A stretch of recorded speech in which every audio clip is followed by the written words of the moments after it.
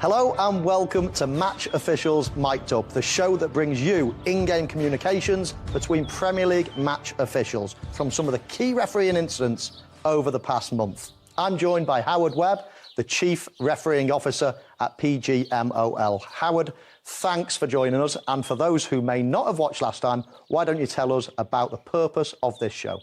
Well, hi, Michael. It's great to be here again. The show is all part of our ongoing commitment to be more open and transparent. We really want to give football fans some insight into how decisions are made in the Premier League, some information that we think they will find interesting and useful. And of course, that involves revealing some of the audio that happens live at the time between the on-field match officials and those officials working in the VAR space. OK, so who are we going to be hearing from today?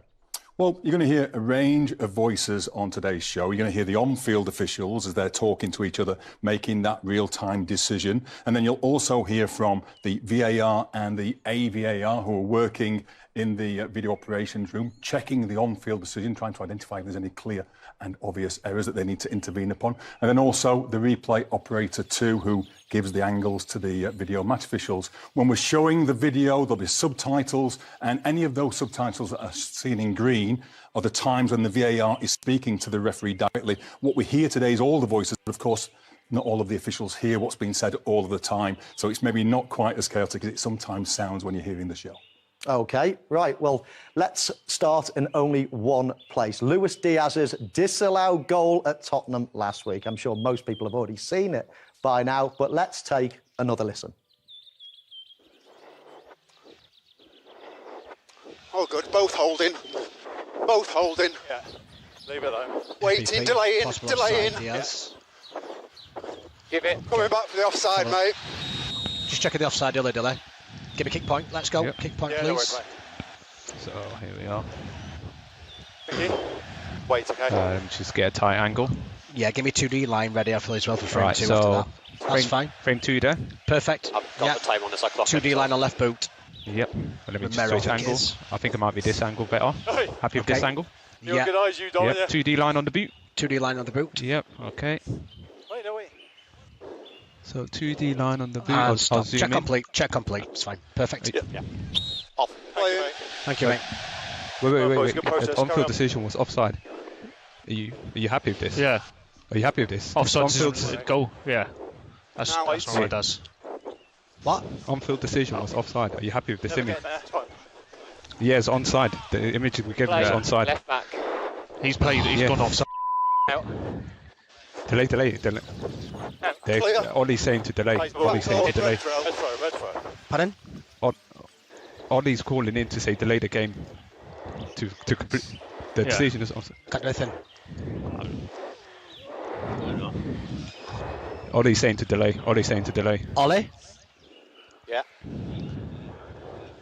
Yeah, go Delay on. the game. To delay the game. Stop the game. They've restarted Nothing the game. from on the field. Can't do Yeah, anything. they've restarted. Yeah. Can't do anything. No. I can't do anything. I can't do anything.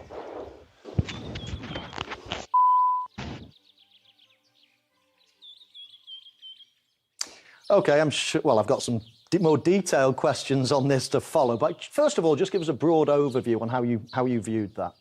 Yeah, of course, we took the unusual step of releasing the audio from this situation.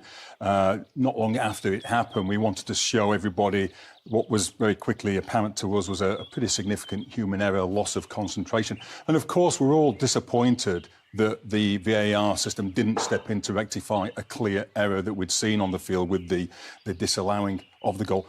And nobody's more disappointed than the officials themselves. They take pride in their work. They want to be a positive influence on the game. And of course, in this situation, that wasn't the case. Of course, without VAR, that disallowed goal would still have been a disallowed goal. But VAR exists to step in when we make a wrong decision on the field. So, of course, we're disappointed. And our job then was to try to find out what happened and what we could do to prevent that sort of thing happening in the future. OK, well, let's start at the beginning. How did that confusion occur? Yeah, of course, that's a fair question. And I think you hear at the very start of the clip, Darren England, the VAR, saying checking the offside. And then he goes into the process of checking whether or not Luis Diaz was in an offside position. He's able to do that because the flag was correctly delayed by the on-field assistant referee. I think you can hear that Darren's going through the process pretty quickly. We sometimes get criticism for being a little bit slow sometimes, and people want us to be as quick as we can be. And we do focus on efficiency, but never at the sacrifice of accuracy. We need to be accurate. But you can hear Darren's trying to be quick, and then he puts a line across onto Christian Romero, and that shows a very clear picture. And I think at that point, Darren loses sight of cross onto Christian Romero, and that shows a very clear picture. And I think at that point, Darren loses sight of what the on-field decision was, sees the clear picture with Diaz in an onside position as it happens, and quickly check completes it. The game is ready to restart very quickly. He communicates to the on-field referee, Simon Hooper, check complete, check complete. Simon hears that, obviously assumes that the check complete is for the offside goal or the disallowing of the goal, and the game restarts. Those words, check complete, they feel a little bit vague in light of what's happened. Are you happy with those words, or do you want more substantial sort of comments on it? Yeah, we know that human error can happen in all walks of life, and it happened here. One of the things that we have to do is put things in place to ensure that should we have a human error, it doesn't have the damage impact that we saw on this occasion. So one of the things that this has brought in sharp focus is the need to reiterate some of those communication protocols that are really valuable in VAR to prevent this type of thing happening. So we want the on-field referee to communicate to the VAR what the on-field decision is very clearly, and then the VAR to go back to the referee and acknowledge that they've heard that properly. The VAR goes through the process then of checking the situation, giving clear direction to the replay operator to get the right angles, speaking to the assistant VAR as they're going through that as well, so that the assistant VAR can be another check and balance, if you like. And then before communicating to the field, speaking to the AVAR to say what their intended direction of travel is going to be. Then at that moment, not just saying check complete, because what are you check completing? Saying check complete, goal confirmed. In this case, check complete, offside confirmed. And then that's another trigger, obviously, to the on-field officials that they're going in the wrong direction. So we've put quite a lot of steps in place to ensure that the error that we saw in that important game doesn't happen again. Lots of people I've spoken to after the event said, OK, well, the ball went out again 30 seconds later. Yeah. Why can't the referee, it's an exceptional, can't the referee just say, let's stop the game and let's go back 30 seconds? Yeah, I heard quite a few people ask that question. I understand why people would ask that question. And actually, the VAR and the AVAR asked themselves that question too. When the penny dropped as to what had happened, I think 20 seconds had passed. And at that point, they considered whether or not they could intervene to stop the game, but they recognise that the laws of the game as set by FIFA and the International FA Board doesn't allow that. There's obviously a process in place that sits in the laws of the game about how we use VAR to make sure it's delivered consistently throughout every league in the world, and it doesn't allow you to go back in those circumstances, and as such they decided not to intervene. But I understand why that question was asked, and I know that the International FA Board are, in fact, before this situation happened, I knew they were going to do a full review of the laws of the game relating to the use of VAR. It's been in place for 7 years now. When it was written, there'd never been a game utilising VAR anywhere in the world. They put a protocol in place, and it served the game really well. But now we've got lived experience of situations like we saw this week, then, we can feed into that as well. And the IFAB will look at whether or not there's a need to tweak some of it. And I'm sure that they'll be looking at this aspect of how VAR is used as well. Was the referee aware of all this that was happening around him as the game was going on?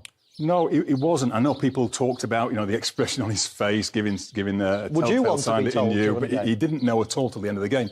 I think it's better if you don't know. You want to stay focused in the moment. You don't want this in your mind when you're trying to make decisions throughout the rest of the game. So I think it's better that he doesn't know, and in this case, he certainly didn't, and nor did any of the other on-field officials.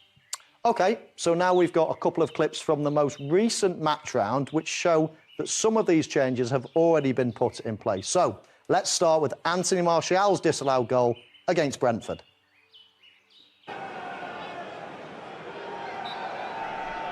APP for now, the kid. Martial. Not for me, mate. Yeah. No. Martial. Side, offside. offside. Offside given. On-field decision, offside. The reverse crossover. They're checking, yeah, they're checking. I don't know. They will. Down. That's the later late. Harry. Checking offside. Checking offside. So that's frame 2 for you there. Decision is offside. Harry, they're going to check. So just go back to frame 2. Just do me. Yeah, so that's frame 2 for you there. Confirmed. Can you just show me frame 1, frame 2? Yep. So let's go back to so that's 1, 2, 3. yeah, perfect. So 2 from there. Right through. We side on position. So we've got Martial looking clearly offside there. Do you have a better angle just to confirm the position? I've got that, but it doesn't include the ball. That's fine, but he is ahead of. He is Clearly ahead of that play. Just pan back out live. Can you do just a split screen from when he plays the ball and then that image? So confirming he's ahead of the play. Yeah, confirming offside. Happy Nicky here with that. Mads confirming on-field decision, offside. Confirmed. Check complete. So confirm we're restarting with offside. Yes. Confirmed. Offside.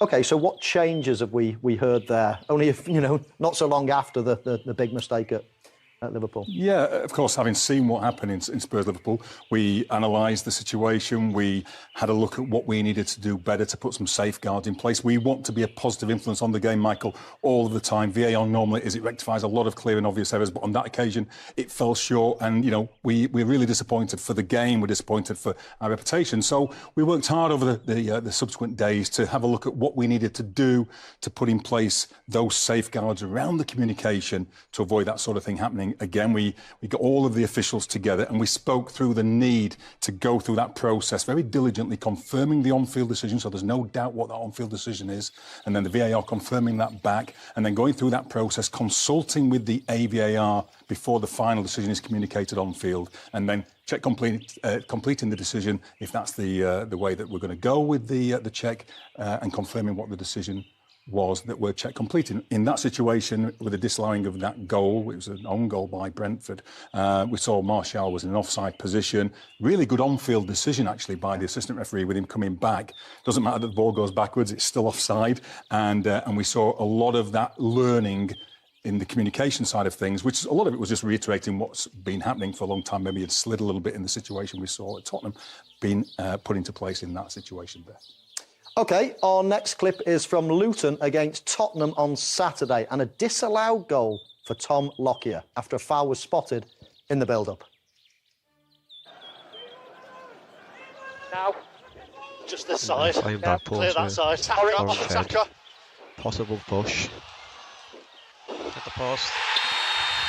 Giving a foul for a push and just delayed. In my opinion, it's also Giving a foul for a push and just delayed. It's also offside, I believe. Brooksy, can you confirm on-field decision, please?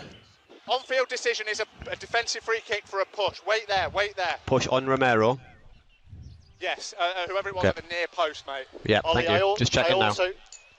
Ollie, Yeah, I've got you, Neil. Offside. Okay, yeah, I've got you, Neil. Yeah. Right, run through. Yeah, go from the free kick, please. I think that's fine on that view. Head goal, go at Romero, because if that's a push, the rest is irrelevant. Okay. You got a tight angle to that push. I've seen here, Biz, I'm seeing two hands extended, I think it's a clear foul. pushing the player out of the way, which causes that. Yeah, pushing him in the chest as well. Yeah, pushing chest, yeah. So check complete on foul on Romero. I agree. Yeah. Brooksy, it's Ollie. Yeah. Check complete, foul on Romero. Check complete. Thank you. Confirmed defensive free kick. OK, what was your view on that one?